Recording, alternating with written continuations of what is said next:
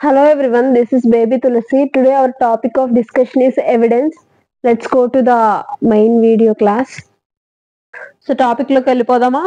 Evidence అంటే ఏంటంటే statement or document to prove or disprove a fact or truth. అంటే ఏంటంటే ఇది ఒక స్టేట్మెంట్ రూపంలో అయినా ఉండొచ్చు, డాక్యుమెంట్ రూపంలో అయినా ఉండొచ్చు. ఒక నిజాన్ని ప్రూవ్ చేయాలి లేదంటే డిస్ప్రూవ్ చేయాలి. ఎవిడెన్స్ అంటే ఏంటంటే ఏమీ లేదండి, సాక్ష్యం అండి. సాక్ష్యాన్ని ప్రూవ్ చేయాలి లేదంటే అది డిస్ప్రూవ్ చేయాలి. సో ఇందులో ఏంటంటే క్లాసిఫికేషన్, సాక్ష్యాలు 2 టైప్స్ ఉంటాయి, డైరెక్ట్ సాక్ష్యము, ఇండైరెక్ట్ సాక్ష్యము. డైరెక్ట్ సాక్ష్యం అంటే ఏంటి? కల్లారా చూసింది, ఐ విట్నెస్, సీసీటీవీ ఫుటేజ్, కల్లారా అక్కడ సీసీటీవీ ఫుటేజ్ లో కనిపిస్తుంది.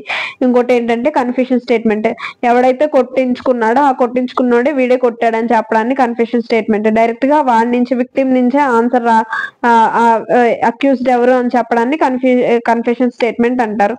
ఇండైరెక్ట్ ఎవిడెన్స్ అంటే ఏంటంటే డైరెక్ట్ గా కాదు, ఇండైరెక్ట్ గా ఫ్యాక్ట్స్ ని ప్రూవ్ చేయడం.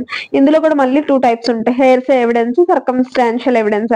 హెయిర్సే ఎవిడెన్స్ ఏంటంటే యూజువల్లీ అంటే ఏంటంటే హర్డ్ ఫ్రమ్ ఎల్స్వేర్, ఎవరో చెప్పిన దాన్ని ఎవిడెన్స్ సాక్ష్యంగా తీసుకోవడాన్ని హెయిర్సే ఎవిడెన్స్ అంటారు. యూజువల్లీ దీనికి అంత ఇంపార్టెన్స్ లేదు, కానీ కొన్ని కండిషన్స్ లో లిమిటెడ్ వ్యాలిడిటీ అనేది ఉన్నది. అదేంటంటే డైయింగ్ డిక్లరేషన్, రెసిస్టే. డైయింగ్ డిక్లరేషన్ అంటే ఏంటంటే చనిపోతున్న పర్సన్ అతనికి చావుకు గల కారణాలు చెప్పడాన్ని,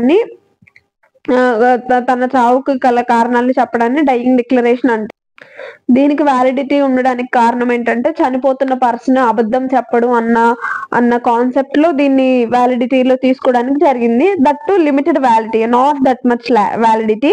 యూజువల్లీ హెయిర్సే ఎవిడెన్స్ కి వ్యాలిడ్ ఉండదు, బట్ సమ్ ఎక్సెప్షన్ అన్నాం కదా, వాటిలో డైయింగ్ డిక్లరేషన్, రెసిస్టే, వాటికి లిమిటెడ్ వ్యాలిడిటీ అనేది ఉంటుంది. రెసిస్టే అంటే ఏంటంటే అకస్మాత్తుగా అన్ఎక్స్పెక్టెడ్ గా నోట్లో నుంచి స్పాంటేనియస్ గా వచ్చిన వర్డ్స్ ని రెసిస్టే అంటారు. ఫర్ సపోజ్ మన మెల్లో చైన్ దొంగలించి పారిపోతున్నాడు అనుకో, ఆవిడేం చెప్తుంది? దొంగ దొంగ దొంగ అని చెప్తుంది. అంటే అప్పటికప్పుడు సిచ్యువేషన్ కి తగ్గట్టు ఆమెకి స్పాంటేనియస్ గా నోటి నుంచి వచ్చిన వాటిని రెసిస్టే అంటాడు. ఎవరైనా చంపుతున్నారు అనుకో, ఎవరైనా ఉన్నారా, ఎవరైనా రండి, వీడిని చంపేస్తున్నారు అని పెద్దగా అరిచేస్తారు కదా. సో అలా స్పాంటేనియస్ గా వచ్చినవి, అక్కడ సీన్ కి తగ్గట్టు వచ్చినవి రెసిస్టే అంటారు. వాటిలో ఏంటంటే నిజము ఎక్కువ ఉండే ఛాన్సెస్ ఎక్కువ ఉంటాయి. అంత స్పాంటేనియస్ గా వచ్చేవి ఇంటెన్షనల్ గా ఉండవు, దానికి సిచ్యువేషన్ తగ్గట్టుగా ట్రూత్ ఎక్కువ ఉండే ఛాన్సెస్ ఉంటాయి అని అనుకుంటారు కాబట్టి, ఉండే ఛాన్సెస్ ఎక్కువ ఉంటాయి కాబట్టి రెసిస్టెంట్ కూడా కొంచెం లిమిటెడ్ వ్యాలిడిటీ అనేది ఉంటుంది.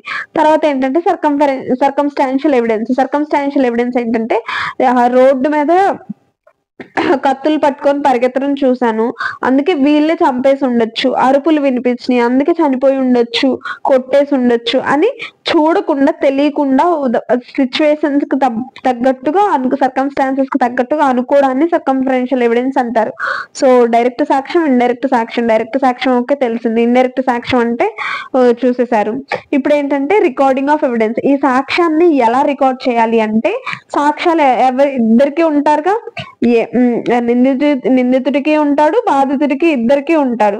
సో వాళ్ళు విక్టిమ్ కోసం పనిచేసే వాళ్ళు, విక్టిమ్ అంటే ఎవరైతే సఫర్ అయ్యారో వాళ్ళని విక్టిమ్ అంటారు.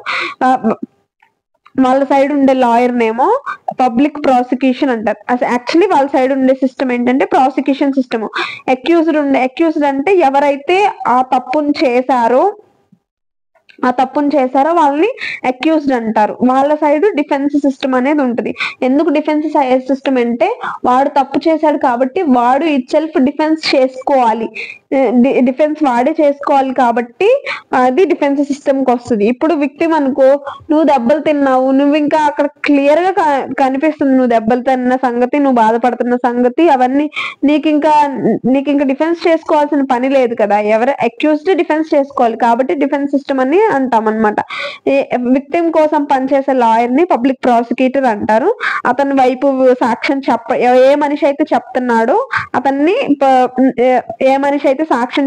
అతన్ని విట్నెస్ అంటారు. విక్టిమ్ కోసం చెప్తే అది ప్రాసిక్యూషన్ విట్నెస్ అంటారు. అదే డిఫెన్స్ సైడ్ వచ్చేసి defence lawyer, defence witness. Procedure ఏంటంటే ఫస్ట్ ఓత్ తీసుకుంటాం. ఓత్ అంటే ఏంటి? ఒట్టేస్తాము. ఏంటి? దేవుడి మీద ఒట్టేసి చెప్తున్నాను, ఇది జరిగింది అని చెప్తారు. లేదంటే సాల్మిటీ అంటే ఏంటంటే మనస్ఫూర్తిగా కళ్ళ కపటం లేకుండా ప్యూర్ హార్ట్ సోల్ తో చెప్పడం అనమాట. సోల్మిటీ అంటే పవిత్రంగా చెప్పడము. ఒకవేళ ఒట్టు వేయను అని చెప్పారు అంటే విట్నెస్, వాడికి పనిష్మెంట్ ఉంటుంది 213 BNS సెక్షన్ ప్రకారం. లేదంటే ఎగ్జామ్షన్ ఏంటంటే వీటికి ఒట్టేయాల్సిన పని లేదు. చిల్డ్రన్ లెస్ దెన్ 12 years ఉన్న పిల్లలు ఒట్టేయాల్సిన పని లేదు. ఎందుకంటే మన ఇండియాలో చిన్నపిల్లల్ని దేవునిలాగా అనుకుంటాము.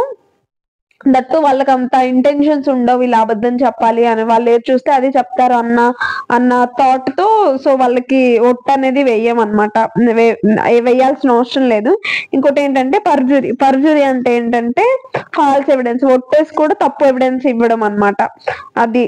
నెక్స్ట్ ఏంటంటే ఫ్యాబ్రికేషన్ అంటే ఏంటంటే స్టోరీని మొత్తం, కథని మొత్తం వేరే దారిలోకి మలచడాన్ని, వేరే రూట్ లోకి తిప్పడాన్ని ఫ్యాబ్రికేషన్ అంటారు. ఇదేంటంటే 227 సెక్షన్ ప్రకారం పర్జూరీ డెఫినేషన్ ఉంటది. 228 BNS ప్రకారం ఫ్యాబ్రికేషన్ ఉంటది. వీటి రెండిటికి ఒక విట్నెస్ అనేవాడు పర్జూరీ చేసిన, ఫ్యాబ్రికేట్ చేసిన ఎవిడెన్స్ ని వాడు పనిషబుల్ అవుతాడు 229 BNS ప్రకారం. సో సెకండ్ వచ్చేసి ఎగ్జామినేషన్ డెఫినేషన్స్ ఎవరు చెప్పారంటే 142 BSA లో ఉంది. సో ఇక్కడ ఏంటంటే direct examination, cross examination, redirect examination ఉంటాయి. డైరెక్ట్ ఎగ్జామినేషన్ అంటే ఏంటంటే ఫర్ సపోజ్ ఒక సీన్ క్రియేట్ చేసుకోండి ఏదో ఒక సినిమాలోది. ఒక విక్టిమ్ సైడ్ వచ్చి విట్నెస్ బోన్ లో నుంచున్నాడు. వాడిని సేమ్ అదే సైడ్ లాయర్ ఎగ్జామిన్ చేస్తాడు. ఇక్కడ లీడింగ్ క్వశ్చన్స్ నాట్ పర్మిటెడ్. ఇది ఎందుకు చేస్తారంటే ఫ్యాక్ట్స్ ని రాబట్టడానికి. ఒకవేళ విట్నెస్ అనేవాడు సాక్ష్యం చెప్పేటోడు అంటే బోన్ లో ఉన్న విట్నెస్ ఒకవేళ ఎక్స్పర్ట్ అంటే ఏంటి? డాక్టర్ అవ్వచ్చు, ఇందులో ఈ ఫీల్డ్ లో పలానా ఫీల్డ్ లో ఏదైతే ఉందో అందులో పలాని దాని గురించి చెప్తున్నప్పుడు, ఫర్ సపోజ్ డాక్టర్ అనుకో, ఆ ఇంజురీస్ బట్టి ఇది ఖచ్చితంగా రబ్బర్ బంతితోనే తగిలి ఉంటది, ఇది ఖచ్చితంగా రింగుతోనే అయ్యి ఉంటది, రబ్బర్ రింగుతోనే అయ్యింది. సో ఇది ఎక్కడ ఛాన్స్ లేదు, పొడిచే ఛాన్స్ లేదు, కొట్టడం వల్ల వచ్చినవి కాదు.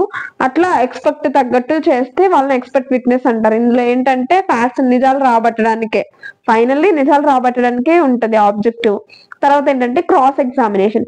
ఇప్పుడు బోన్ లో ఎవరున్నారు? విక్టిమ్ సైడ్ ఉన్న విట్నెస్ ఉన్నాడు. సో విక్టిమ్ సైడ్ ఉన్న విట్నెస్ ని సేమ్ సైడ్ లాయర్ ఎగ్జామిన్ చేస్తే కొన్ని ఫ్యాక్ట్స్ అనేవి చెప్పాడు. ఇప్పుడు ఏం చేస్తాడు? అది అయిపోయింది, కొన్ని ఫ్యాక్ట్స్ చెప్పాడు, అయిపోయింది. తర్వాత ఏం చేస్తాడంటే ఆపోజిట్ సైడ్ లాయర్ వస్తాడు. అక్కడికే ఆపోజిట్ లాయర్ వచ్చి లీడింగ్ క్వశ్చన్స్ అనేవి అడుగుతాడు. ఇతను ఎందుకు అడుగుతాడు? వాడు చెప్పిన అంతా కూడా వాడు ముందు స్టేట్మెంట్ లో చెప్పాడు కదా, అవన్నీ కూడా అతని వైపుకి ఫేవరబుల్ గా చేసుకునేలాగా అతను బిహేవ్ చేస్తాడు. అతను క్వశ్చన్స్ అడుగుతాడు అనమాట. తర్వాత టెస్ట్ యాక్యురసీ. అది అంత నిజం, అవి ఎంతవరకు నిజమో అని చెప్పడానికి ప్రయత్నిస్తాడు. అంటే వాడిలో స్ట్రెంగ్త్ ని, వాడిలో కాన్ఫిడెన్స్ ని తగ్గించేలాగా చేస్తాడనమాట. తగ్గించేలా చేసి దాంట్లో యాక్యురసీ తక్కువ ఉన్నట్టు ప్రూవ్ చేయాలని చూస్తాడు.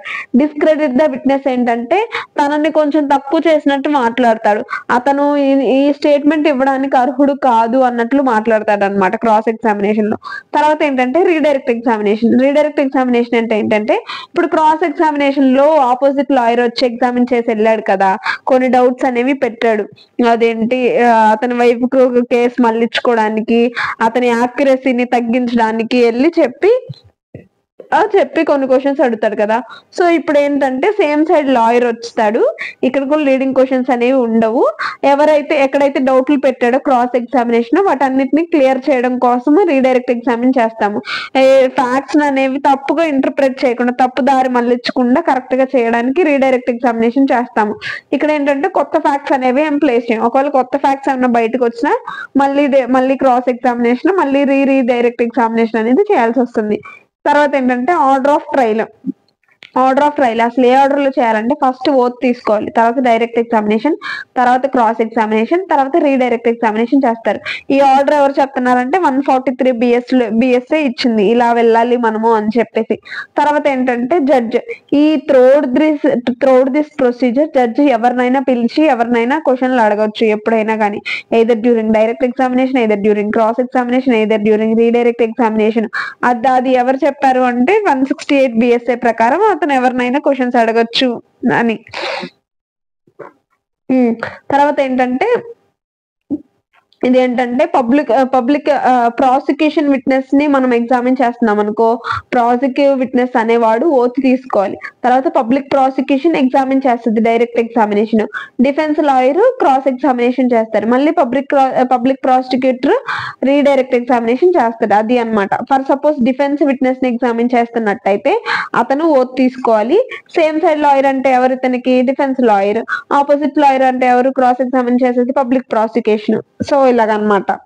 సో తర్వాత హాస్టల్ విట్నెస్ అంటే ఏంటంటే వీడు మహాకంత్రి కాడు, మహా తెలివికైన కాడు, ముందు మన వైపు మనకి నమ్మకంగా ఉండి మన వైపు నడిచి తర్వాత కోర్టుకి వెళ్ళాక ప్లేట్ మారుస్తాడు అనమాట.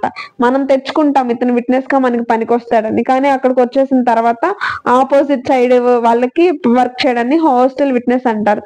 ఎలాగైతే హాస్టల్ ముందు ఒక స్టేట్మెంట్ ఇచ్చి తర్వాత ఒక స్టేట్మెంట్ ఇస్తాడో అప్పుడు సేమ్ సైడ్ లాయర్ కి లీడింగ్ క్వశ్చన్స్ అడిగే అర్హత ఉంటది అనమాట. ఇది ఎందుకంటే హాస్టల్ విట్నెస్ వల్ల ఏంటంటే ట్రూత్ అనేది దాగుంటది, నిజం అనేది బయటికి రాదు. ఇంకొకటి ఏంటంటే సేమ్ సైడ్ ఫేవరబుల్ చెయ్యదు, ఆపోజిట్ సైడ్ కి ఫేవరబుల్ గా ఉంటది. ఇంత ముందు చెప్పి కాంట్రాడిక్టింగ్ ద ప్రీవియస్ స్టేట్మెంట్ అంటే ముందు ఒకటి చెప్పి ఇప్పుడు ఒకటి చెప్పడాన్ని హాస్టల్ విట్నెస్ అంటారు. So this is all about the evidence. You can see the classification, you can see the procedure.